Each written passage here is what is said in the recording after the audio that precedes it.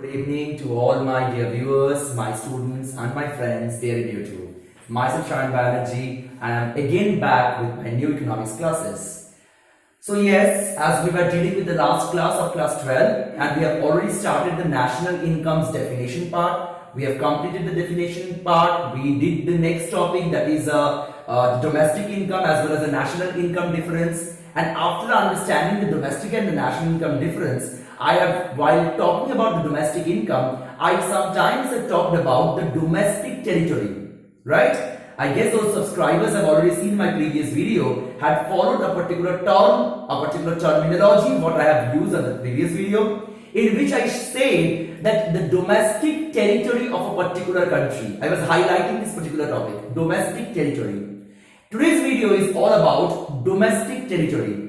How is it different from that of the national boundary? Now, whenever we talk about domestic territory, apart from economics, if you ask any of the individuals, what is domestic territory? They will give you a clear-cut definition. They will tell you domestic territory is nothing but a political territory. But sir, but ma'am, domestic territory in economic sense is something different. It is not the political territory only. It is a wider concept.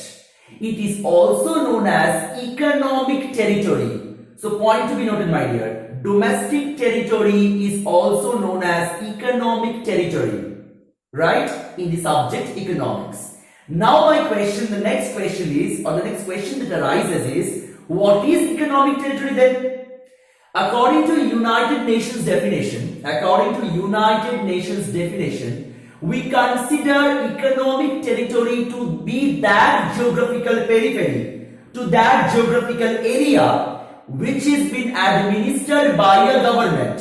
It is that geographical area which is administered by a government where goods, persons as well as capital, that is money, can have a freedom of circulation. That is, they can freely circulate throughout that particular geographical area. Once again I am repeating. According to United Nations definition, a particular geographical area which is being governed by a particular administration or which is administered by a particular government, where goods, capital as well as persons can have a freedom of circulation, right? Now my question is, then if I ask you, suppose in India you find a US embassy, in India you find a foreign embassy, any foreign embassy, in India we are having, right? In India, if you have a foreign embassy, do you consider that particular foreign embassy part to be our India's domestic territory? The answer is no. It is not a part of domestic territory. Why? As because in the foreign embassy which is located in our India, there our country's people do not have an easy access. Neither our goods nor our capital is also having an easy access. That's why it is not a part of our domestic territory. And another question, if I ask you, to all my viewers, I'm asking another question, that suppose you are there in United States of America, right? You went to USA, and in United States of America, you are finding our India's domestic embassy or our India's embassy you are finding. So in United States of America, that is a foreign, there I am finding my Indian embassy. That part, that small Indian embassy that I am finding there in US is a part of domestic territory for our country, right? So if I ask you that question, the answer will be yes, sir. That particular Indian embassy that is located in foreign country is a part of Indian domestic territory or Indian economic territory. Why? Because as that is a part of Indian embassy, there the Indians are having free access.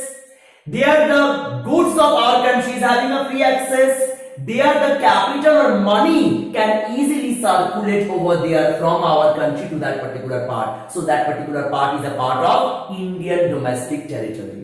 I guess my words are very clear. It's a very small video and covers only one small topic. So I'll be back again to help you understand how we will convert the domestic income into the national income, or how will come the vice versa situation from the national till the domestic. So the next particular class is very important for all the class 12 students of whatever board it might be CBSE or ISC. I'd request all my viewers, those who have still not subscribed my channel, to please do subscribe it. If you like my video, please do give a thumbs up and don't forget to share it to your friends. Till then, stay connected. See you soon.